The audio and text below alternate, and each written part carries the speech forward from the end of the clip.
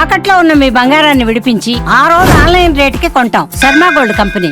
నమస్కారం గురుగారు. నమస్తే అమ్మ. గురుగారు, జనవరి 25 రథసప్తమి. అందరూ ఖచ్చితంగా చేసుకోవాలి అని చెప్తారు రథసప్తమి. ఎందుకంటే ప్రత్యక్ష దైవం సూర్యనారాయణమూర్తి.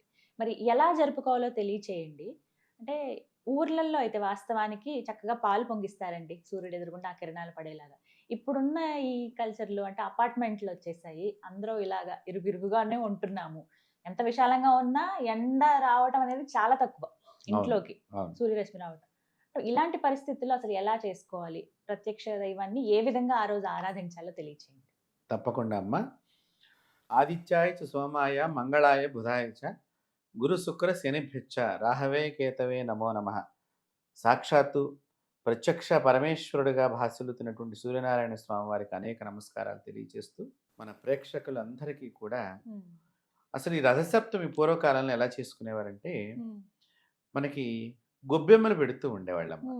ఈ ధనుర్మాసంలో పెట్టేవాళ్ళు. ఈ గొబ్బెమ్మలన్నీ కూడా చేసిన తర్వాత దాన్ని మళ్ళీ తీసేసి పిడకల కింద మార్చేవాళ్ళు. ఈ పిడకల మీద రథసప్తమి రోజున కుంపట్లో ఈ పిడకలు పెట్టి దాని మీద ఆవు పాలు పొంగించి ఆ రోజున పాయసం తయారు చేసేది పూర్వం. అంటే చూడండి, ఇప్పుడు ఆవు పాలు, ఆవు పిడకలు చక్కగా బయట కూర్చుని సూర్యుడికి ఎదురుగుండా కూర్చుని ఈ వంట అంతా సాగేది. ఇప్పుడు మీరు అన్నట్లుగా ఏ పార్టీకి ఆ పార్టీ పీకి అపార్ట్మెంట్ జీవితం అయిపోయింది మన.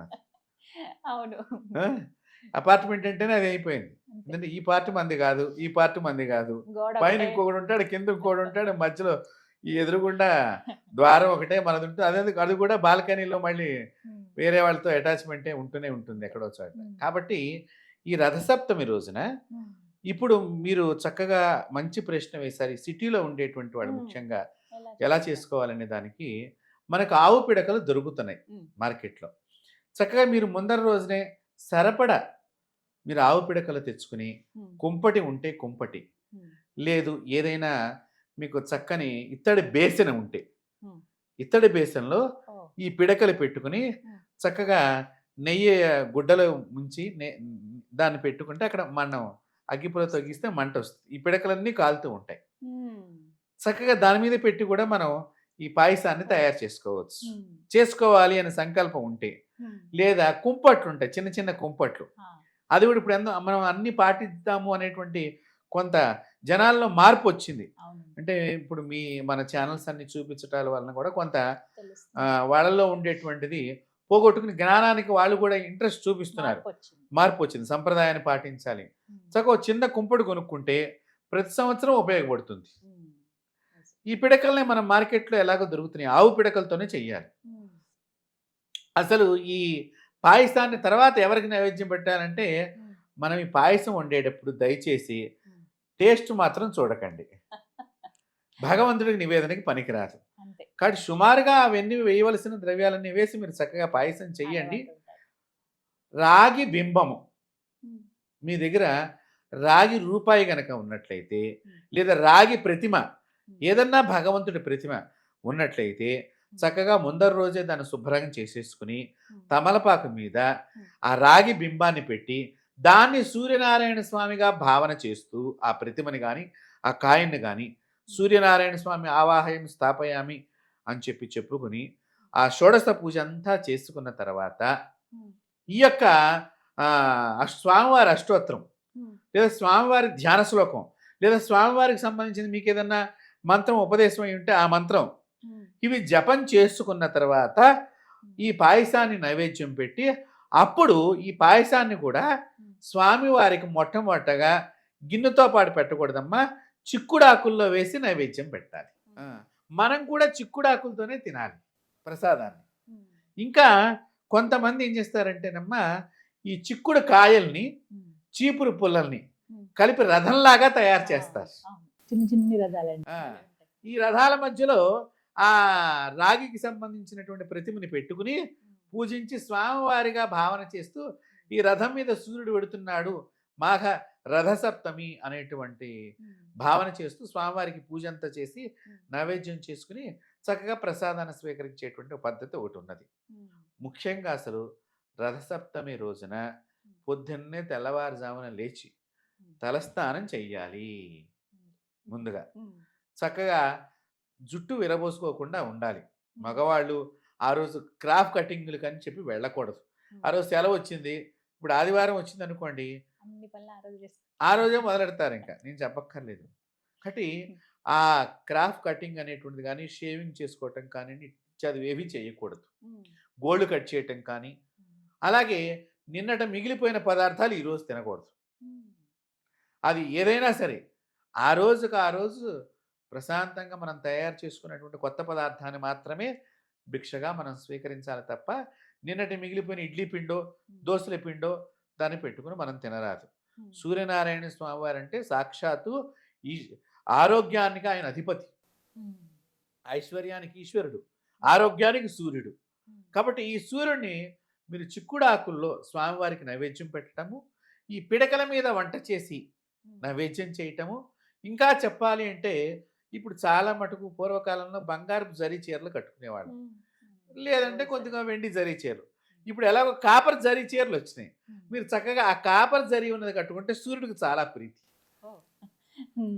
మీరు ఆ విధంగా కూడా ఈ వస్త్రాన్ని ఉపయోగం చేసుకుంటే సూర్యుడి యొక్క శక్తి మన దగ్గరికి తొందరగా లభ్యమవుతుంది.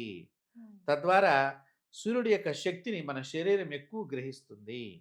తద్వారా మన శరీరంలో ఎముకలకు సంబంధించిన వ్యాధులన్నీ కూడా తొలగిపోతాయి. ఈ సూర్యుడికి గనక మీరు చక్కగా పవిత్రంగా ఈ సూర్యుడి యొక్క గాయత్రి, ఎవరైనా బ్రాహ్మణులు మీకు దొరికినప్పుడు వాళ్ళని మీరు ఆ గాయత్రి మంత్రాన్ని జపం చేయించుకుని వారికి డబ్బులు ఇస్తే కనుక మనకి చాలామందికి ఇప్పుడు మీరు గమనించినట్లయితే బోన్ మ్యారో అని చేస్తూ ఉంటారమ్మా, వ్యాధి తెలియటానికి. సో దానిలో ఒక శక్తి ఉన్నది, ఉంటేనే కదా రోగం ఎక్కడి నుంచి ఏం రోగం ఉంది. కాబట్టి ఆ శక్తిని డెవలప్మెంట్ చేయడానికి ఈ గాయత్రి, సూర్య గాయత్రి మనకు చాలా ఉపయోగపడుతుంది. ముఖ్యంగా ఈ రథసప్తమి రోజున సూర్యనారాయణ స్వామికి ఎదురుగుండా నిలబడి సూర్యనారాయణ స్వామికి 12 సార్లు 12 నమస్కారాలు చెయ్యాలి. సూర్య నమస్కారాలు. మీకు మంత్రం తెలియదు, ఏమి నష్టమేం లేదు. ఓం రవయే నమః లేతే శ్రీ సూర్యనారాయణ స్వామిని నమః అని 12 సార్లు అనుకుంటూ సాష్టాంగం ఒకసారి, చేతులు ఎత్తిట్లా ఒకసారి మనకి దానిలో ఉంటాయి. ఇప్పుడు మనకి ఎట్లాగో నెట్లో కొడితే మీకు సూర్య నమస్కారాలన్నీ లభిస్తున్నాయి. ఆ మాదిరిగా ఒక్కొక్కటి చేసి స్వామివారికి నమస్కారం చేసుకుని పాయసాన్ని స్వామివారికి ప్రత్యక్షంగా నైవేద్యం చెయ్యాలి. అలా చేయటం ఒక ప్రక్రియ. రెండవది ఈ రథసప్తమి రోజున ముఖ్యంగా మాతృమూర్తులందరూ కూడా చేసుకోవచ్చు, పురుషులందరూ కూడా రాగి చెంబుతో మడినీళ్లు పట్టుకుని, మీకు బోర్ ఉందనుకోండి బోర్లో పట్టుకోండి, లేదు కిందటి రోజునే మీరు చక్కగా పవిత్రంగా స్నానించి బిందులో నీళ్లు పక్కగా పెట్టుకోండి, ఎవరు ముట్టుకోకుండా. దానిలో ఒక పాల చొక్క వేయండి, మరుసటి రోజుకి అవి మడి కింద పనికొస్తాయి మనకి. కానీ దానిలో నీళ్లు ఈ రాగి చెంబులో తీసుకుని స్వామివారిని తలుచుకుంటూ ఏదైనా పవిత్ర వృక్షంలో కానీ లేదా తులసి చెట్టులో కానీ 12 సార్లు ఓం రవయే నమః మిత్రాయ నమః సూర్యాయ నమః అనుకుంటూ ఇలా నీళ్లు ఆ చెట్లో మనం తర్పణం కింద వదులుతూ ఉండాలి స్వామివారికి. అలా వదిలినా కూడా చక్కని ఆరోగ్యం మనకు లభిస్తుంది. ఈ విధంగా రథసప్తమిని కనుక మనం ఉపయోగించుకున్నట్లయితే తప్పకుండా మన మంత్రాలు కానివ్వండి, మన ఆచారాలు కానివ్వండి, మనిషి యొక్క సంపూర్ణ ఆరోగ్యకరమైనటువంటి ఆలోచనలు కలిగించేటువంటి జీవితానికి మాత్రమే తప్ప ఇది ఛాందస పద్ధతులు మాత్రం కానే కాదు అనేది ప్రేక్షకులందరూ కూడా గమనించుకోవాలి. చిన్న సందేహం అండి, ఇప్పటి వరకు పాలు పొంగించలేదు ఏ రథసప్తమికి కూడా, ఇప్పుడు శుక్రమూఢం ఉంది కదా, మరి ఇప్పుడు మేము మొట్టమొదటిసారి ఇప్పుడు పొంగించొచ్చా అని అడుగుతారండి. తప్పకుండా పొంగించుకోవాలి. తప్పకుండా. మూఢంతో సంబంధం లేదు. సూర్యుడు ప్రతిరోజు ప్రత్యక్ష పరమేశ్వరుడు, కాబట్టి దానికి మూఢంతో సంబంధం లేదు. నేను ఒక్క నిమిషం ఆలోచన చేసి మీకు సమాధానం చెప్తాను. చాలా మంది ఏటి సూతకం అని కూడా మానేస్తూ ఉంటారు కొన్ని పూజలు. అసలు చాలా తప్పు. ఇంట్లో దీపారాధన మానేస్తారు, సంవత్సరం దాకా దీపం చేయకూడదు అని చెప్పి మానేస్తూ ఉంటారు. సంవత్సరం దాకా భోజనం కూడా మానేస్తే బాగుంటుంది అంటా నేను. అది మనం ఒక వంకగా పనిని తప్పించుకునే బద్ధకపు కార్యక్రమంగా మార్చుకుంటున్నాం తప్ప శాస్త్రాల్లో ఇలాంటివి ఏమీ లేవు. దేవుణ్ణి నిత్యము ఆరాధన చేయమనే చెప్పింది. కాబట్టి అందుకని నేను కొద్దిగా ఒక నిమిషం ఆగి సమాధానం చెప్తానికి గల కారణం, ఏటి సూతకం ఉన్నటువంటి వాళ్ళు కలశాలు పెట్టి పూజలు చేయకూడదు, హోమాలలో వాళ్ళ గోత్రనామాలు చెప్పుకోకూడదు. గుడికి పోయినప్పుడు వాళ్ళ గోత్రనామాలు చెప్పకూడదు. గుడికి వెళ్ళవచ్చు, చక్కగా నిత్యము దీపారాధన చేసుకోవచ్చు. సూర్యనారాయణ స్వామిని చక్కగా ఆరోగ్యమని మనం ప్రధానంగా వేడుకోవచ్చు. దీనిలో ఎటువంటి మూఢమని కానీ, లేకపోతే ఆ రోజున ఏదో ఇబ్బంది అయిందని కానీ మనం వంకగా చెప్పడమే తప్ప, ఏదన్నా మైలుదోషం అన్నవాళ్ళు ఆ ప్రక్రియ చేయకుండా ఉండటం తప్ప, మిగతా సరువులు చిన్న పిల్లవాడి దగ్గర నుంచి వృద్ధుడి దాకా ఆ రోజు అందరూ సూర్యుడిని తప్పకుండా దర్శనం చేసుకుని ప్రత్యక్షంగా నమస్కారం చేయాలి. కాబట్టి చక్కగా ఈ విధంగా చేసుకున్నట్లయితే మన ప్రేక్షకులందరికీ కూడా చాలా శుభాలు కలుగుతాయి. చక్కగా వివరించారు గురుగారు. ధన్యవాదాలండి. అమ్మవారి ఆశీస్సులు.